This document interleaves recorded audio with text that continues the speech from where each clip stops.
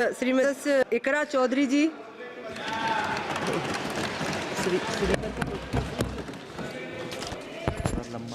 Thank you, Speaker, ma'am. I rise to speak on the demand for grants of the Ministry of Education. And while the Union Ministry of Education recently celebrated the 4th anniversary of NEP 2020 with a week-long Shiksha Saptah, this grandstanding does nothing to address the stark reality. And as a member who have very recently been a student too, I would like to shed some light on the facets that are not as rosy as the government might think. Despite NEP 2020's clear directive and the Kothari Commission's long-standing recommendation for 6% of GDP in education, the Ministry of Education's allocation is less than half of what has been recommended. The biggest cut has been for the University Grants Commission, which saw a 61% dropping from 6,409 crores to only 25 crore this time, which will affect the higher education of our country. And in 2020, India's average learning adjusted years of schooling was 7.1 years, lagging behind countries like Mexico, Kenya, Sri Lanka, Iran, UAE, and even Palestine. The foundational skills are alarmingly weak among 14 to 18-year-olds. About 25% of those surveyed couldn't read a standard 2-level text in their regional language, and only 43% could solve a simple division problem. Shockingly, nearly 43% of undergraduate students also struggled with basic division. This report is a testament to the fact that in reality our education system has failed to educate a large section of the population, especially students from underprivileged backgrounds dependent on state-run education. So, Speaker ma'am, higher education, especially for women, is crucial to gaining empowerment and employment. And the AISHE report shows that only 10.4 colleges in the country were exclusively female. The constituency that I represent and other such areas in the country where patriarchal beliefs have prevented women from accessing co-ed colleges. Therefore, we need women specialized institutions so that women can get educated and get further in the society. Ma'am, पिछले 7 साल में देश भर में 70 paper leak हुए हैं, जिससे 2 करोड़ युवाओं की ज़िंदगी बर्बाद हुई है।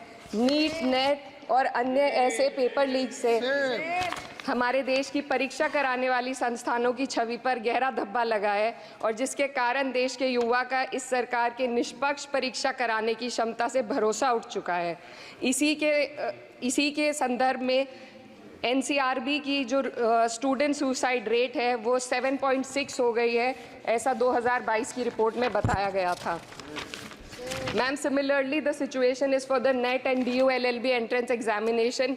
The abrupt cancellation and the mismanagement of the NTA is a crucial issue that the government needs to look into.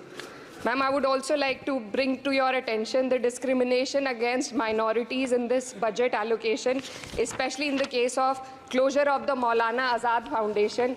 Despite the Prime Minister's vision of minorities progressing with Quran in one hand and computer in the other, this undermines efforts to boost educational opportunities. What we also need in today's time is quality STEM education, as outlined by India's National Education Policy 2020, and it is crucial for fostering critical thinking and preparing our youth for 21st century challenges. But ma'am, only 18.4% schools have functional computer labs, and there's a significant gender gap in STEM enrollment, with only 28% of females compared to 36% males. While the government now promotes Digital India, it would do well to take a leaf from the Samajwadi Party's government under Akhilesh Yadav ji, which began distributing free laptops to class 12 students in 2012, effectively combating computer illiteracy and bridging digital divide in rural Uttar Pradesh. Educational freedom index में भारत की स्थिति काफ़ी हद तक खराब है, हमें निचले 30% देशों में रखा गया है. The intertwining of political agendas with Indian higher education has worsened under the current government. Key historical and scientific facts are being erased from textbooks to advance a certain kind of narrative. Mughal history is continuously distorted and erased. but notably, Darwin's theory was removed from the class 9 and 10 syllabuses by the 21-22 academic year. And the topic of evolution was completely excised from school textbooks. This distortion of educational content undermines academic integrity and damages India's educational ethos. Ma'am, when we are competing for in the world with first-class countries, we also need to look into why our students need coaching in spite of having schools and higher education and those funded by the government. The incident of 3 students dying in UPSC coaching has once again exposed the harsh reality, just a minute, man, and plight of a significant segment of our population.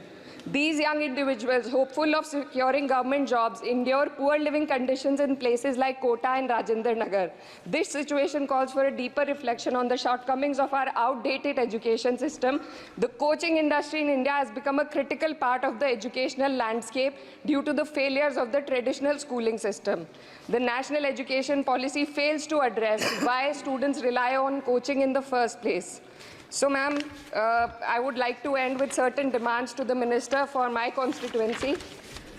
मेरे संसदीय क्षेत्र कैराना में आपके माध्यम से सरकार से मैं मांग करती हूँ कि विजय सिंह पथिक डिग्री कॉलेज कैराना में बीएड, एलएलबी जैसे कोर्सेज शुरू किए जाने चाहिए, जिनसे युवा और महिला अपने रोजगार खुद ढूंढ सके।